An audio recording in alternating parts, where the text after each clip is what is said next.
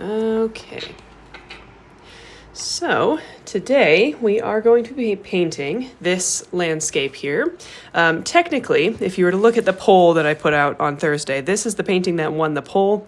But I was thinking about it, this painting kind of requires that we do all of it at once while it's still wet. And so I felt like this wouldn't be good for a paint and sip because it would just be too many instructions and you can't pause the video. So I think I'm going to record a tutorial for this and post it next weekend. So it'll be one of the pre-recorded painting lessons that I post on my YouTube channel.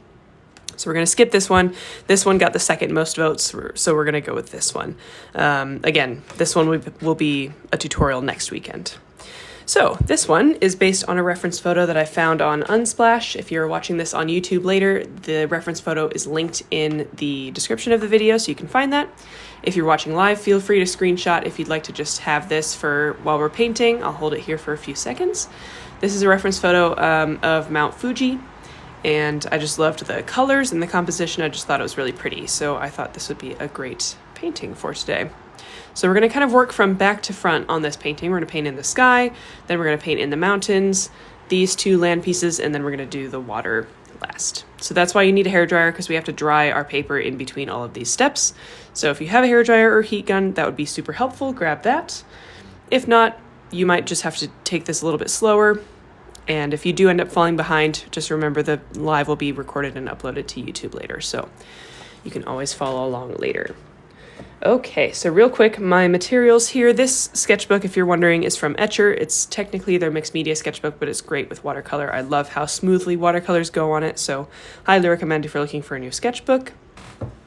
Our paper for today is this fluid watercolor paper. I made a mistake this is a new watercolor block, and I usually use the 100% cotton version of this brand of paper for these paint and sips. So we're gonna find out how this paper does, because it's not 100% cotton, so it could be shitty. I'll let you know what I think of it at the end. But it's 6 by 8 inches, 140 pounds thickness, and it is a watercolor block, which means all the pages are glued together on the long sides, and that just holds the paper open for me. My paints here are Winsor Newton, as usual, kind of a custom palette that I've put together. I will let you know what all the colors that we're using are as we're using them. And then my brushes, I think I'm just going to use these two for today. This one is a 1/2 inch oval brush, and this one is a 4 round. So, it doesn't really matter like exactly which brushes you use, as long as you have a big one and kind of a medium to small one. That should be fine. I couldn't make myself to like this paper. Okay, great. We'll see how it goes. And then I've got my cup of water, paper towels, pencil, all of that kind of normal stuff. I got the palette from Blick Art Supplies, I believe, but everything that I've tried, all my art supply recommendations are in my Amazon storefront, which you can find in my link tree if you're looking for my art supply recommendations. Okay, to get started with this painting, the first thing that we need to do is put a little bit of water in our watercolor pan. So I'm just going to take my brush and drop a couple drops of water into each of my colors. We may not use all of them, but it's good to have them ready just in case. And this just gets that watercolor paint dissolved a little bit, and it makes it way easier to use when you want to actually go and pick up some of the pigment. So we put some water in there, and then we let that sit as we do our sketch, and the paints will be ready to use by the time we want to paint. Okay, and as you're doing this, this is the time I normally say, this is all just for fun. We are here to paint together and have fun and maybe learn something, hopefully. And regardless of your experience with watercolor, but especially if you're new, watercolor is tricky, and it can come out in a variety of ways, some of which good and a lot bad. So just try and, relax. Don't put too much pressure on yourself to like make a perfect painting in this 1 hour. Try to learn something, try to just have fun, be nice to yourself, be kind to everybody in the chat, be nice to me, and we will all have a very pleasant hour together. I will be blocking trolls if we get any, so just keep that in mind. Okay, so on this painting here, we are going to do a quick little sketch. First thing that we need to do is add our horizon line in, and I like to do my horizon line for this painting about 1/4 of the way up the paper, so something like this. And I am the kind of person that uses a ruler to do this, and I'm going to do about 2 1/4 inches up from the bottom of the page. My brushes are a 1/2 inch oval and a 4 round. Okay, so I just mark where I want my horizon line to be, and then I can draw a line connecting those 2 dots. There's my horizon line there. Okay. Next, we need the 2 little land pieces, and actually, while this is going, I can put this here so you can see our reference photo. There we go. Everything's looking a little yellow in the screen here. I'm not sure why that is, but okay. Next little land piece kind of starts just a little bit above the horizon line here on the left, and then we're just going to draw kind of a squiggly line going up to the right. And you can see that this is about halfway up the paper here, if you were to measure. So it should end, this land section here should end about halfway up the paper on the right. Other one here is a little under halfway, and another squiggly line just going down to meet this one. Sorry for all the road noise that's happening right now. It is raining, so the road is extra loud. Okay. And then last, we need to draw in the mountain. So notice that the edges of the mountain are almost to the edges of the paper here, here and here. So you can mark kind of where you want the mountain to start, here and here. And then the top of the mountain is in the center of the page and just a little over halfway up the page. So I like to just mark a little dot there, and then you can connect those lines.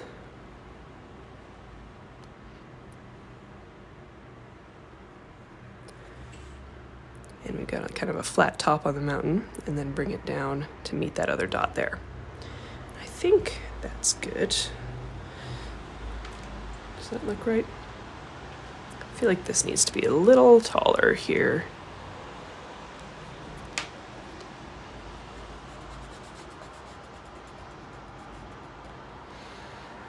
Have you seen someone using your profile picture on Facebook and posting stolen art with no credits? Yes. Yeah, I see your comments there. I know about those Facebook pages, and I have reported them. Nothing ever happens to them, and so I appreciate everybody's messages and reaching out to me. Those are not me on Facebook. I don't have an official Facebook page for my art, so if you're following one on Facebook, it is not me. And I've reported them. Nothing ever happens, so I just have kind of decided to ignore it. But just keep in mind, those are not me, and I don't post stolen art or AI art. I think it's dumb. Okay, so once you're done with your sketch, if you drew with kind of a heavy hand, I would recommend taking an eraser and lightly erasing the lines that you just made. Just enough where you can still see them, but they're pretty faint on your page. Okay, so there's our sketch. Okay, so it should look something like that. If the proportions aren't exactly right, that's okay. It's a landscape, so it doesn't have to look perfect. Okay, I'm going to move this reference photo out of the way so that we can get onto our first step here. So first step, we're going to paint in the sky, and we're going to do kind of a gradient here. So starting with a very light orange color, so I'm just going to go straight into my orange here. Let's do orange mixed with a little bit of yellow. So this is cadmium orange, cadmium yellow, and we're going to mix those two together. And we're going to add a bit of water here. I want this fairly watered down. Okay, let's swatch that, see how it looks. Here we go. Okay, I like that. So there's our first color, cadmium orange mixed with cadmium yellow, plus some water. And then what we're gonna do, we're gonna see how this turns out. We're gonna take a brush full of this paint, basically, move it to the next pan over, and add just like the tiniest amount of blue paint at a time. The top of the painting the top of the reference photo that I'm looking at, the very top is a little bit more gray. No, okay, hang on. Maybe a little red. Sorry, I just need to work this out. Okay. I think that'll work. This color is really hard to replicate. I'll show you what I mean. So in the reference photo, we can see there's orange down here at the mountain, but then it kind of goes up into this weird kind of gray color, question mark? I think I used gray in this other painting, and it's not, I don't quite like how that looks. So, you know, we're gonna call an audible, and we're just gonna use orange and yellow.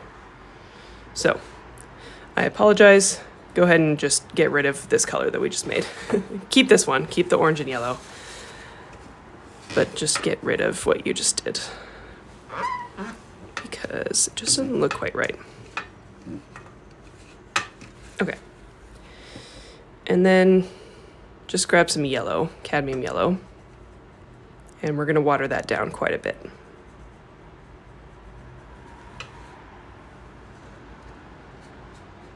Okay. So, orange and yellow. Sorry about that. Okay, so on our paper, what we're going to do is put a layer of water from our cup onto the entire top half of the paper up until the horizon line. You're going to paint right over what we just sketched. And then we're going to drop in that orange, kind of right where the mountain and the trees meet, and then we're going to blend that up into that yellow color. So if you'd like to watch me do that, you can. It is kind of a couple steps in a row because you don't want the paper to dry before you're done with that. So I'm going to kind of walk you through that. If you want to just watch me first, you can, and then I will give you some time to catch up, okay? So with my big brush, putting down a layer of water on the top of the paper. You don't need to be very neat about it. It just needs to fill in everything. And we're just going to bring that water all the way down to this horizon line. You don't need to be very neat about that either. It doesn't need to be perfect. Okay, tilt your head a little bit so you can see if you've missed any spots. And then once you've done that, just go straight into your orange color. And we're going to put a horizontal stripe of that right here across the mountain and across these trees. Okay, and we're going to bring that up to pretty much let's go with like the top of the mountain or just a little bit above it. Then you can just go straight into your yellow, don't need to wash your brush, and we'll go right above that orange and just blend that right up to the top. Okay. If you'd like, you can pick up your paper and tilt it a little bit to blend those colors together. Get everything kind of evenly dispersed. If you've got a lot of paint and water on your page, you can do this and tilt it all the way to one corner and then use your paper towel to take that extra off, like that.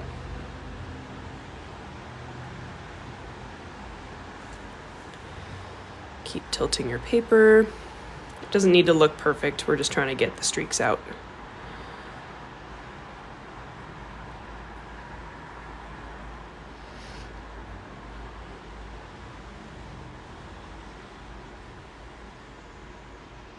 Please repeat color steps. Yeah, so I put a layer of water on the entire top of the paper up until the horizon line. Then I put that orange color that we mixed kind of in this section here where the mountain is. And then I put that yellow color just above it and blended that up into the top of the page. And then I'm tilting my page while the paint is still wet just to get it blended out.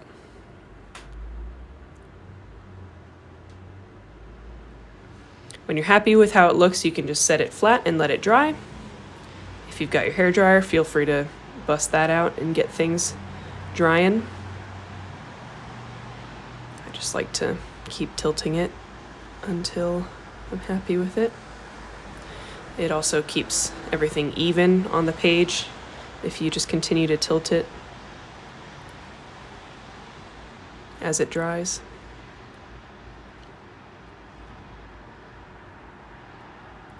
And then when you're ready, just set it flat and let it dry. Okay. As you're finishing that up, I will just do a quick little plug. If you'd like to support me and my art, one of the best ways that you can do that is by clicking on the link tree in my bio. There are quite a few things in there. The first thing that you'll find is a link to order my book, which came out last April, which is very exciting. It is called Watercolor Wanderlust. I'll show it to you here. It is an instructional book, and it's basically these paint and sip sessions in a book form, so you can kind of work through it at your own pace. Lots of different landscape lessons in here that you can follow along with. This would be a great gift for people if you're looking to give a little artsy gift to somebody. And I worked very hard on this book, so I would highly recommend checking it out. That is in my link tree, so everybody seems to be enjoying it, which I appreciate. You'll also find in my link tree my Etsy shop, so if you want to check out the paintings that I sell, that's where you could do that. I've got lots of stuff at lots of different price points. I've got some prints, bookmarks, postcards, along with my original paintings. So would highly recommend checking that out, whether you want something for yourself or a gift for somebody else. And my Patreon is in my link tree as well, and that'll be the last thing I talk about for now. So if you'd like to support me on a monthly basis, on Patreon you get an extra tutorial just like this every month that nobody else has access to. So if you like these tutorials, you can support me on Patreon, and for the cost of a 2008 cup of coffee, $3.50, you can get that extra tutorial every month. So those are my shameless plugs. If you'd like to support me in any way, checking out that link tree in my bio would be super helpful. And if you don't want to support me in a monetary way, just following, subscribing on YouTube, leaving a like and a comment anywhere that I post, all of that stuff is very helpful as well. I missed the sketch, just a horizon and a mountain. So yes, we've got horizon line, mountain, and then these two kind of sections of land here crisscrossing. Hopefully you can see that. Okay, I am going to just really quickly hit this with my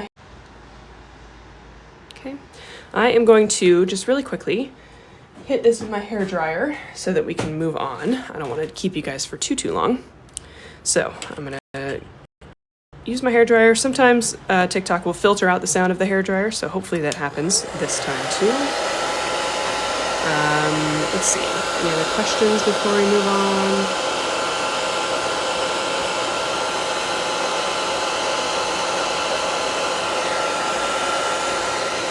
Do you also paint using gouache paint? Yes, I do, and I love using gouache. And I am planning on doing some gouache YouTube tutorials, some of the pre-recorded ones. Not for these paint and sips, I will always do watercolor for these paint and sips, but people seem to be interested in seeing some gouache tutorials, so I've got some of those planned as well.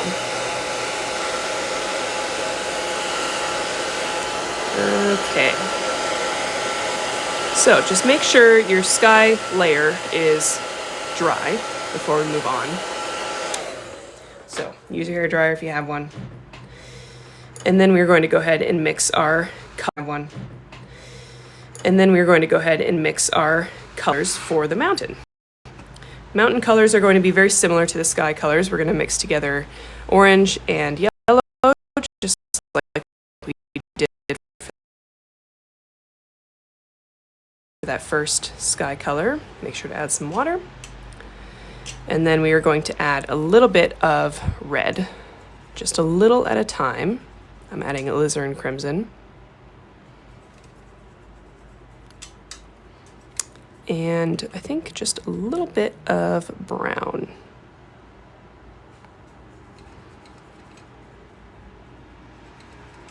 So red, orange, yellow, and just a little bit of brown until you come to a color kind of like this. You can just kind of change up those proportions, go back and forth between those colors until you get a color that you like. We're looking for kind of a muted orange color. Let me just do an experiment here. I don't want to tell you to do this before I see how it looks.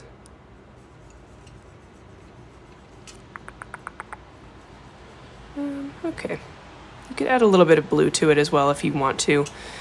We're just trying to get kind of a neutral color, so this is where you can kind of mix together quite a few colors.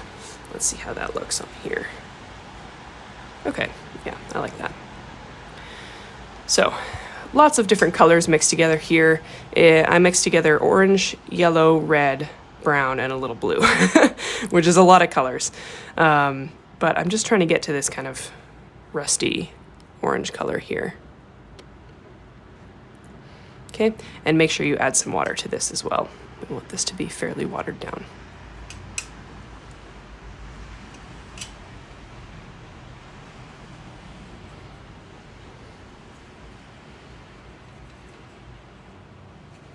There we go.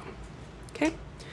Once you have that color, we are just going to do a fill in the blank on our mountain here.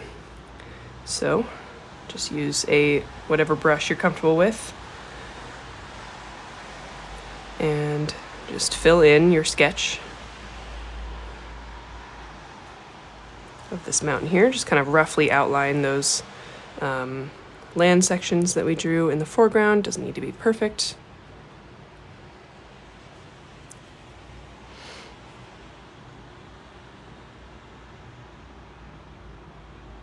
Okay.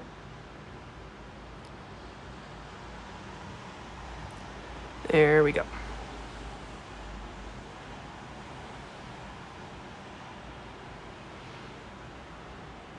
And we're going to let that dry.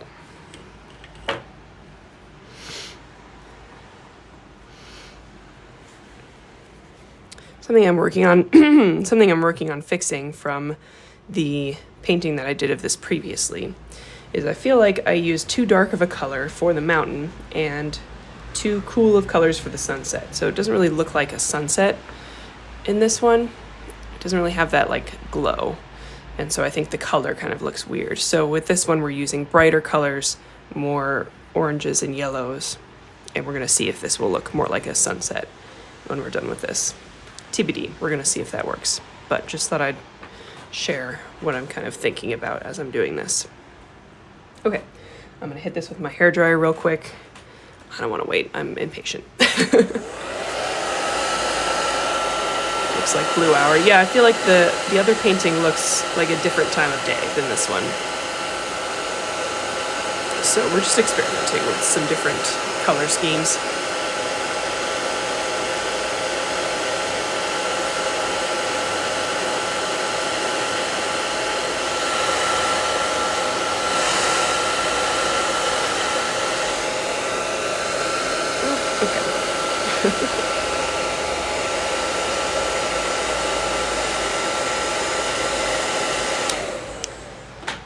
I'm already not liking this watercolor block. It's coming apart already. That's lame. I don't like that. You have one job as a watercolor block. Okay. Next step here. Kind of paper using. It is fluid watercolor paper. That's the brand. There. Not liking it so far. I mean, the paper's fine. It's just coming off of the block, which I don't love.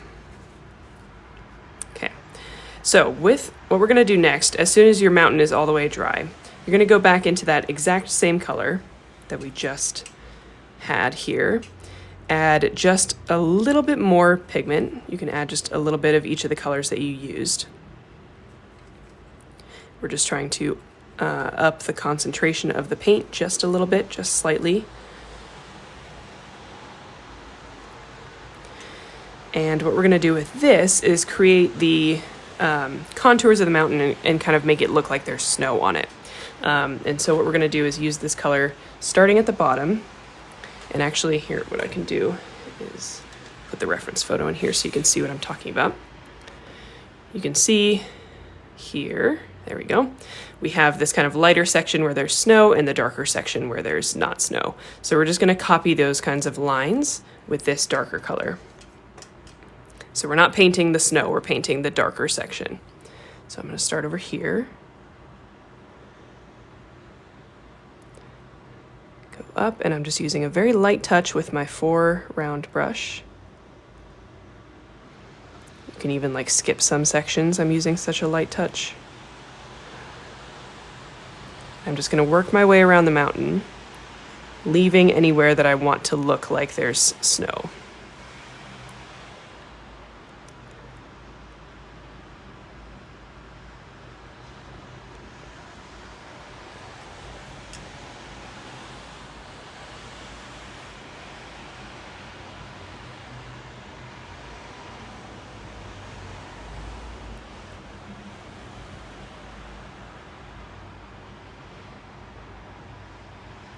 If you'd prefer to switch to a detail brush here, you can as well. Do whatever works best for you. Arches block is a good one. Yeah, I love Arches paper. I don't know if I can justify spending the money on it for just like the painting demos that I do, you know. I use Arches for like my finished paintings and for my bookmarks and stuff that I sell, not necessarily for just like an hour-long painting demo. My paintings in these demos are never my favorites because I am focused on teaching instead of making the best painting, so.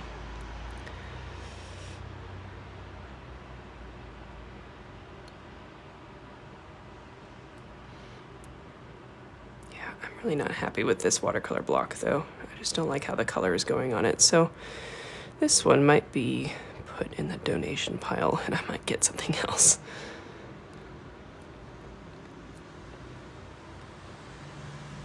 Okay. There we go.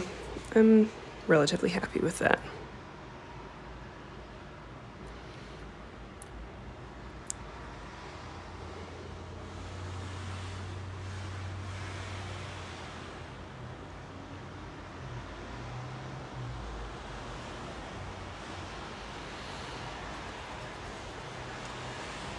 Any questions on that so far? Comments, concerns?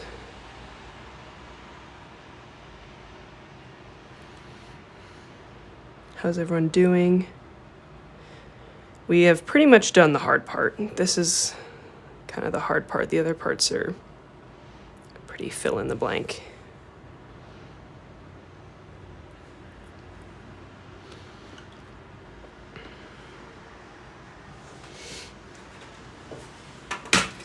Still painting mountain detail? Okay. I will wait. No worries. Actually, I think I will get out a detail brush for our next couple of steps. There we go. Feels so odd to add the dark part instead of the snow, but it makes sense painting wise. Yeah, I know. In watercolor, you have to paint around the snow, no matter which kind of landscape you are doing, because snow will always be lighter than the stuff around it. And with watercolor, you can only go from light to dark. You can't go from dark to light.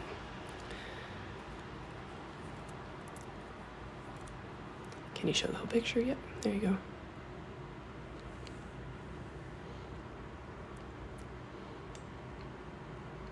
I keep meaning to paint my view of Rainier. Oh, I've painted Rainier so many times. I'm from Seattle, so I loved that.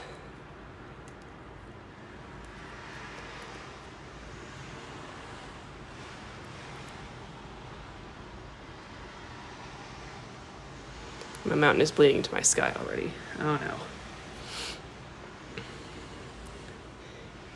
Yeah, always got to make sure it's completely dry before you do that. I have all the watercolor material, but I don't know why I just don't get inspired easily. I miss it. I understand. Sometimes people just have different inspiration levels, I guess. I don't know. Or, you know, I don't know if you have other mediums that inspire you more. I feel that too. Hannah, how often do you paint live? I do these every other weekend. So every other Saturday, 3 p.m. Eastern time. So the next one will be in 2 weekends, or in 2 weeks. Yeah, every other weekend. And then in between, I usually post a pre-recorded video or tutorial on my YouTube channel. So like I said before, these tutorials, these live paint and sips are uploaded to my YouTube channel, and then I upload pre-recorded stuff to my YouTube channel as well. So please do subscribe to my YouTube channel.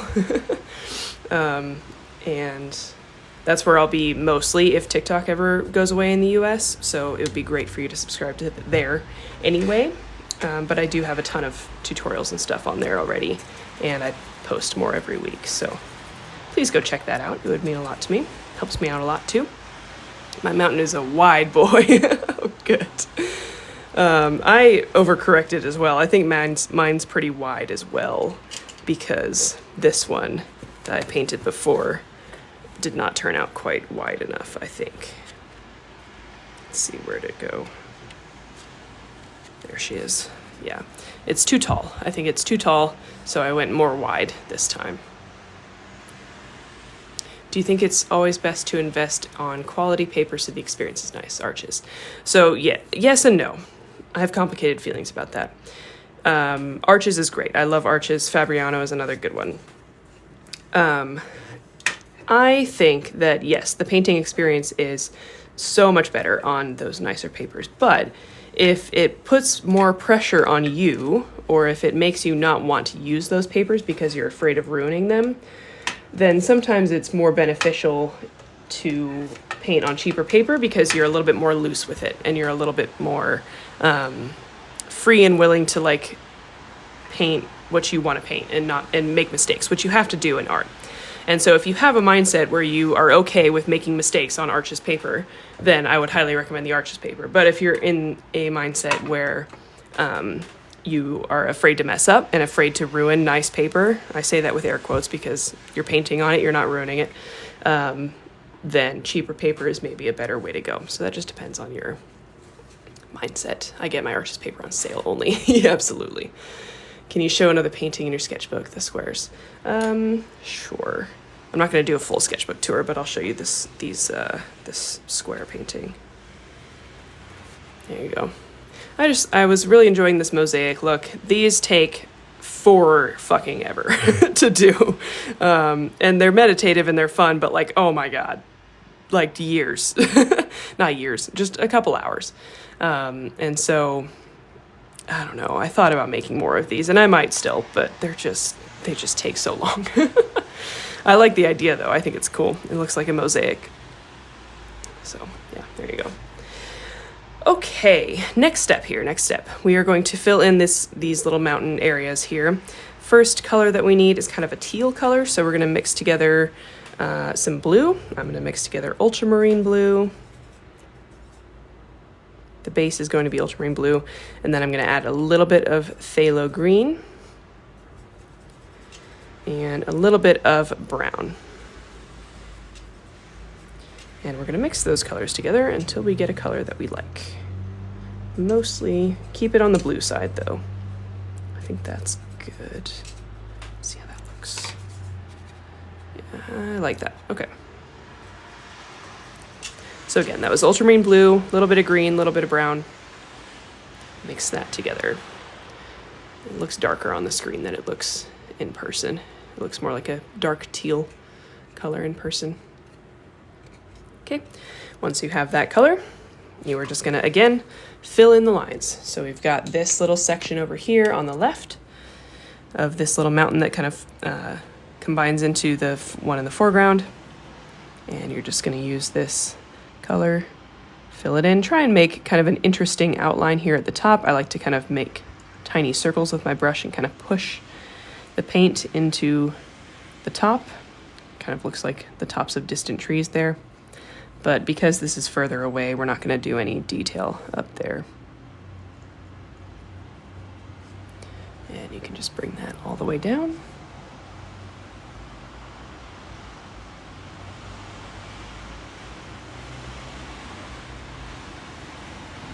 Currently on the toilet. Okay, I'm glad. I hope this is relaxing for you in more ways than one.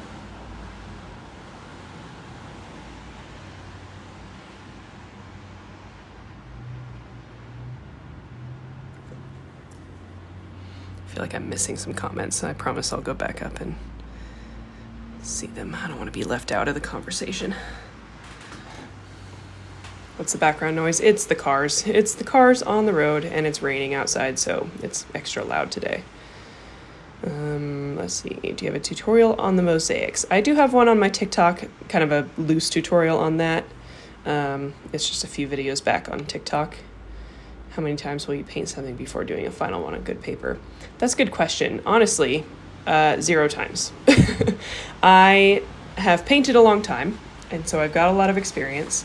And I paint a lot of landscapes, and so I generally kind of know how to make a good landscape. Now, please, believe me, some of them do not turn out well. And I do think it's valuable for me when I do these paint and sips, I'm repeating a painting that I've already done, and I do feel like I learn from it. But if I'm just wanting to paint a landscape, I'm just gonna paint it on paper and see how it turns out. I don't necessarily do practice rounds. If that makes sense. What's your advice on color theory learning? there's a lot of like really good information out there that you can find. So if you want to do some research on the internet, that's super helpful. But the other thing that's really helpful for mixing colors and like learning color theory is just painting. You'll kind of learn through doing what works, how to mix colors. It's a skill that you develop where you can match colors to what you're seeing. And you kind of you can see a color and know in your brain how you would mix that with the colors that you have. And so that just takes practice to come up with. It's not like a special skill that people are born with. Yeah. What's everyone sipping on? I got some Prosecco in my cup. Oh, I love some Prosecco right now. Unfortunately, I'm just on water right now, but that sounds delicious. My paint is way less opaque. My paint is actually not that opaque. It might show up a little bit more opaque on screen than in person. Also, this is drying, and so this lighter section is where is the true color of this paint. But it's also like these are professional quality paints, so it could be your quality of paint compared to mine. I don't know. What do you think is the best way to make a painting look realistic? Oh my God, I don't know if there's like a certain way besides just practicing. Again, that's just like, it's going to be so lame when I answer these questions with just practice, but that's truly like how you learn. And there are, techniques that you can learn to make things look more realistic, but also just like practicing a lot will really help. Good question. My book is called Watercolor Wanderlust. It's available in my Linktree, and available anywhere you like to buy books. Target, Walmart, although I don't know about those companies right now. Amazon, oh God, we're 3 for 3, aren't we, on bad companies? Barnes & Noble. It's available in Barnes & Noble. Anywhere you ethically like to buy books. And 24 watercolor landscape paintings. Would highly recommend checking it out. I am very proud of it. I'm very happy with it. And I think anybody who enjoys these paint and sip lessons would enjoy the book. You can kind of work through it at your own pace too, so that's nice. How do I make my paper not curl? So the paper will always curl a little bit. You can see mine is supposed to be glued down on the sides, and it's no longer connected, which is annoying. But as it dries, it should flatten out. Now, using watercolor paper that is like 100% cotton or like higher quality, it will warp less, but it will still warp because it's paper, and paper does not traditionally like water, even if it's watercolor paper. So it's just something that you have to kind of accept about your painting. It sucks, and I know it's annoying, but after you paint a little while, you just stop noticing it at some point. Okay, we got to move on so I can get you guys out of here on time. But good questions. I would love to keep answering questions. Last color here that we will not have to mix a new one for is a dark green. So I'm going to mix together green, ultramarine blue. This is sap green, by the way. Sap green, ultramarine blue, and brown. And mixing together these 3 colors, you should come up with a very dark saturated green.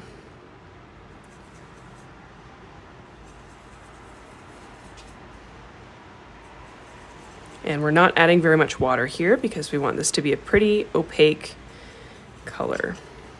So you can see this is much thicker on my palette here. You can see the bottom of my palette through my brush strokes. That's how you can tell that it's a thicker paint. It doesn't fill in right away. Okay. Just a touch of water so that you can actually work with it. There we go. That's our green color. Very dark.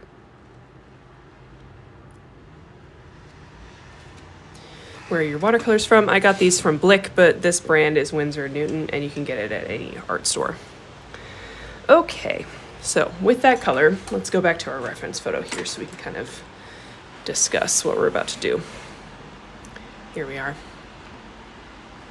So, zoomed in here, you can see that we've got some trees at the top here, and we're going to try and kind of copy the shapes of those trees as best we can. And so I like to just start at the horizon line. I'm going to turn my paper this way because I'm right-handed. This gives me a little extra control. Start the horizon line, work my way across with as straight of a line as I can muster.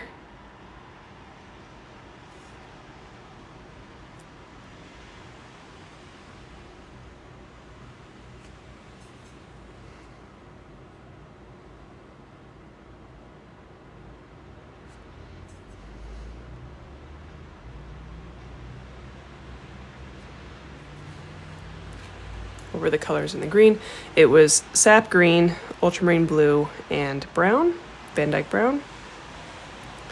So you can just mix together green, blue, and brown, not very much water. Okay, there we go. A lovely straight line. Okay, so then I'm just gonna bring this color up.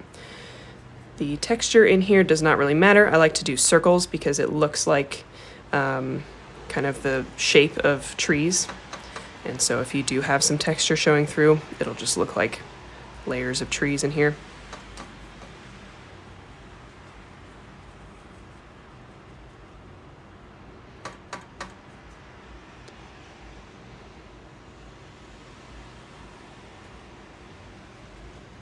Okay, I need to mix more paint real quick.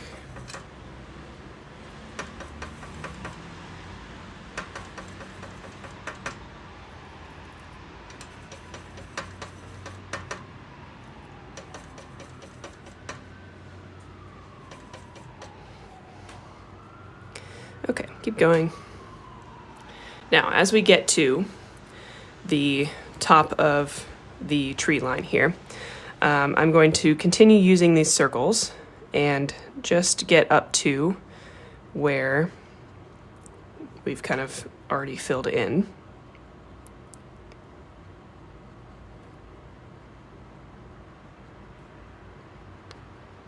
And I'm just using these circles to kind of create tree shapes. If you get a little texture on the outside, that's even better. So try not to make too smooth of a line.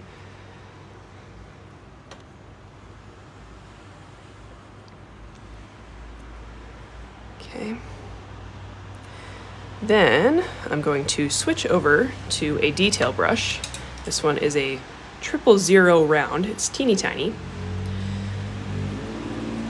And I'm going to use this and just create a couple of kind of trees sticking up from this tree line. So I like to do a straight line and then add some little branches going down. We have kind of this interesting shaped tree right here, so maybe I'll kind of try and copy that. Straight line, we've got some branches kind of going in all directions, very wide all the way down.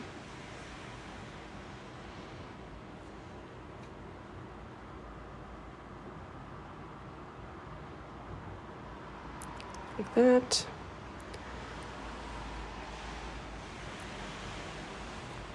I'll zoom you in for this too so that you can actually see what I'm doing a little bit better.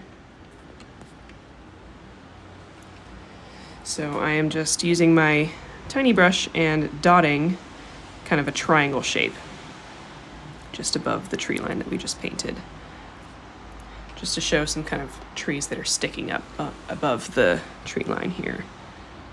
Hopefully that makes sense.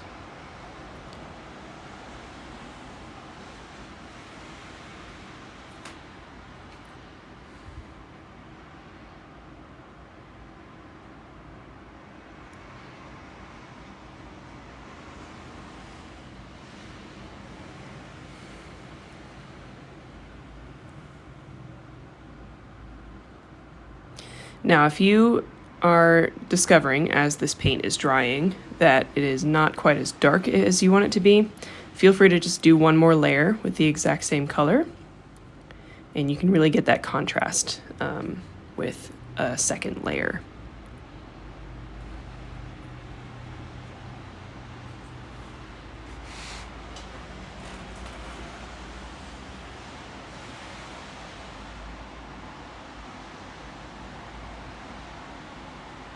Okay.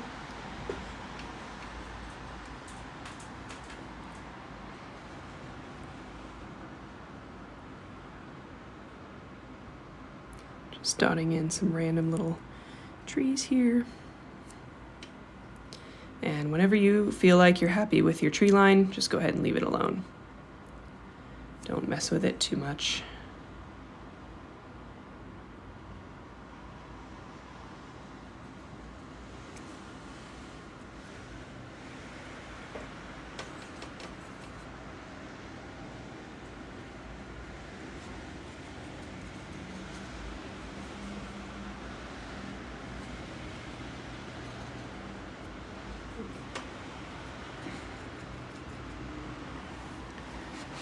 That's the hard part, stopping. Exactly.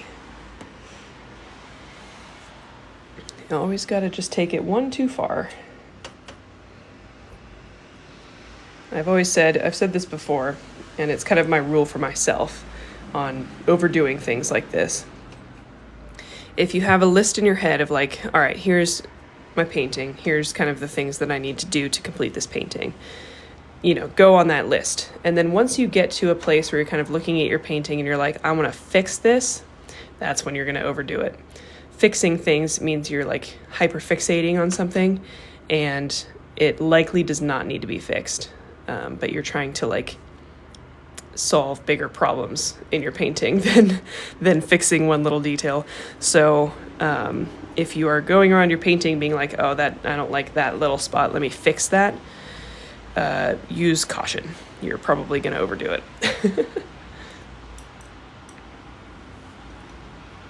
What would be a budget artist watercolor you'd recommend? I've got all my watercolor supplies, everything that I would recommend in my Amazon storefront. So if you're looking for stuff that I would recommend, that would be a place. I've got lots of different stuff at lots of different price points. I also helped design a watercolor palette with Artistro, and it has pretty high quality paints for the price. I think it's $55 or something on Amazon, but the pans are huge. You get some paper and some brushes with it. And so if you're looking for something like that, I would recommend checking that palette out. It is on Amazon. You can also find it on the third link in my link tree in my bio. So I would recommend checking that out too. Talking about your palette with Artistro, which brand are the paints? They are Artistro brand, and I don't know where they get them, how they manufacture them. That's beyond my pay grade. They just have a company that they work with to produce the paints themselves.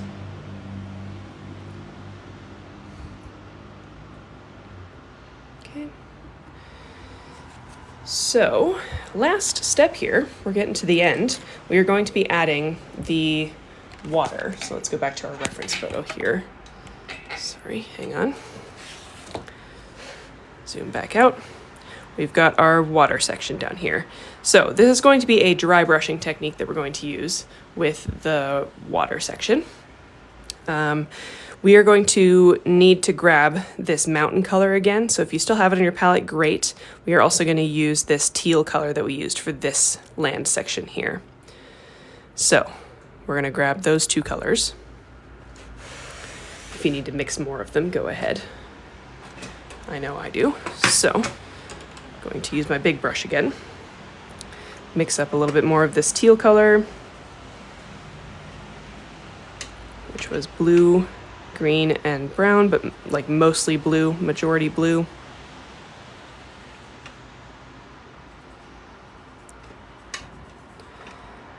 And then need some more of the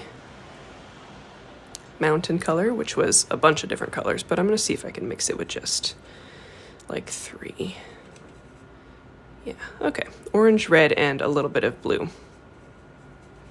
Perfect.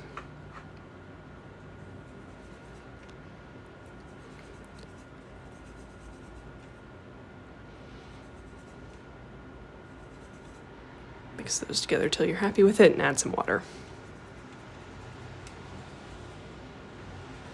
Okay, so what we're gonna do here is a dry brushing technique. I'm gonna water that color down even more over here.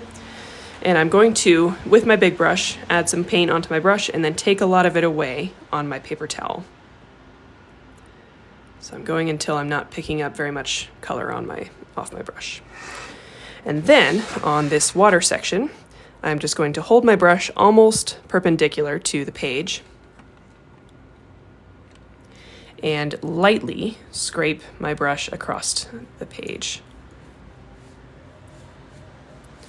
And you can see, because I don't have quite so much paint on my brush, it starts to break over the texture of the paper, especially here now that I'm actually running out of color. Okay, so that's the kind of texture that we want, and we're just going to build on that with a few different layers. So I'm taking a lot of the paint off, scraping lightly with a very light touch, starting kind of from the sides. And as you do this, you'll find that it just kind of layers over the top of what you've done before. I like to leave the very top of this right before the horizon line kind of blank. That's where you get the most highlights there. Everything else can kind of be filled in. And this will look different depending on the texture of your paper. So if you've got paper with a lot of texture, you'll get a lot of texture in this with this technique. This paper is pretty smooth, so I'm not getting a ton of texture, but that's okay too. Either way is fine. Okay. This is a great way to paint water in any way that you want to. Yeah, this is the technique that I use mostly to paint water. I'm using the slightly more strong version of this orange color now. I'm just going to do a couple layers of this until I'm happy with how this looks. And then we're going to be brave and switch over to that teal color and add a few, do the exact same thing, add a few brush strokes of that.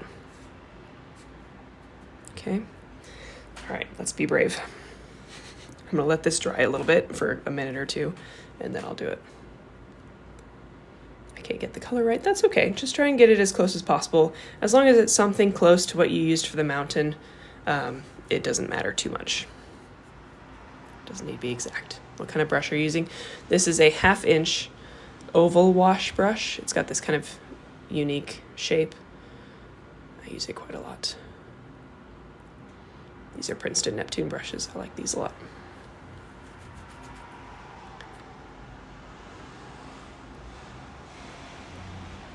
Okay, that looks pretty dry, so I'm going to go into my teal color. And again, I'm going to remove a lot of it on my paper towel, and we're going to be brave and concentrate this teal color on the bottom half of this water section.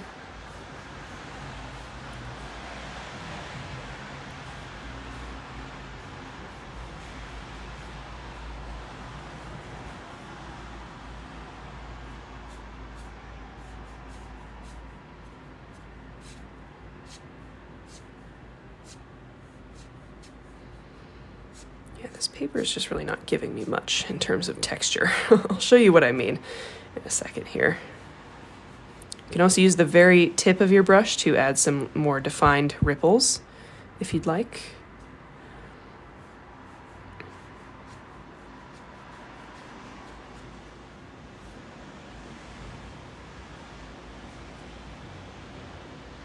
Okay, so what I mean by this, by the texture of your paper, I did this exact same technique here, and you can see this is just a much rougher texture.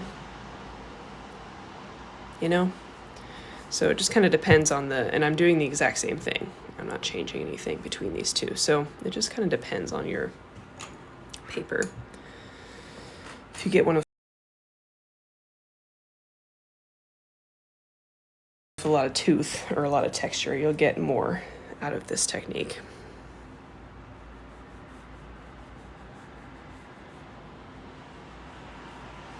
So certainly we'll be looking into different paper to use for the paint and sip, because I'm not in love with this guy.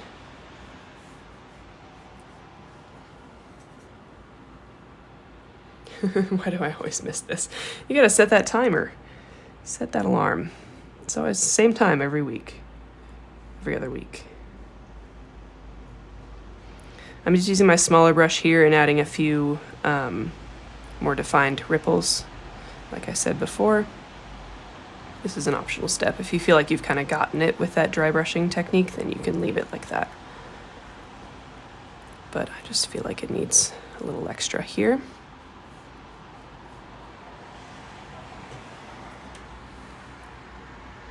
Have it in my calendar, never want to miss. Perfect. Happy to have made the calendar.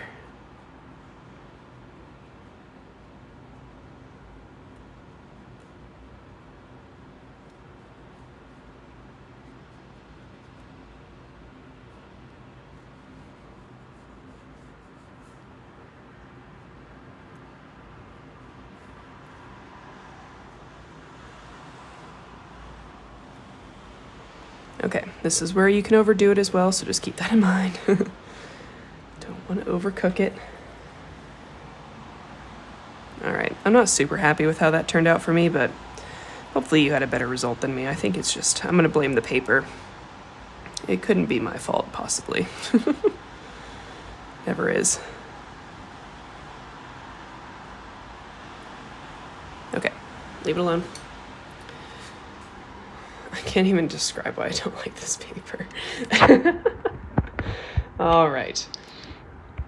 Can I achieve a similar water ripple effect using an oval brush? Yep, yeah. Any brush that you have will work just fine with this technique. It doesn't matter as long as you've got the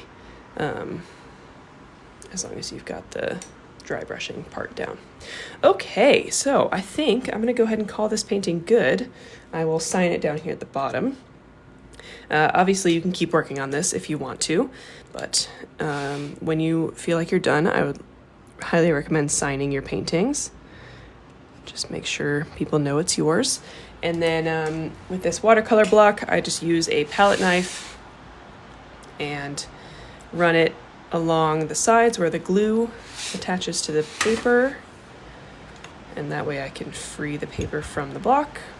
Yeah, so in previous paint and sips, I've used the same brand, but I've used the 100% cotton version, and I liked that paper.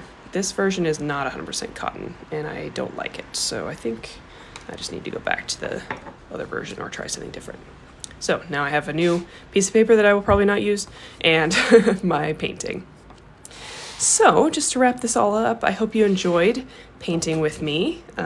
If you did paint along with me and you'd like to share your painting publicly, please feel free to post it on your Instagram story and tag me on Instagram. I have the same handle on Instagram as I do on TikTok, and then I can repost everybody's stories on my Instagram story and we can see everybody's paintings. So if you'd like to do that, please feel free. If you don't want to share your painting publicly but still want to share it with me, you can send it to me in a DM on Instagram. Otherwise, if you'd like to support me as an artist, if you enjoyed this lesson, please feel free to follow me here, follow me on YouTube. This painting lesson will be uploaded to YouTube later today. My YouTube channel is Hannah Art and Prints. It's also in my Linktree. In my Linktree also, if you'd like to support me, you can check out my book, one more time, Watercolor Wanderlust. These paint and sip sessions in book form, basically. Highly recommend checking this out. My Etsy shop is in there too, if you want to check out all my paintings, my postcards, bookmarks, all of that kind of stuff. Patreon is in there too if you'd like to support me monthly. And if you'd like to leave me a tip or a gift for today's session, that is always super, super helpful.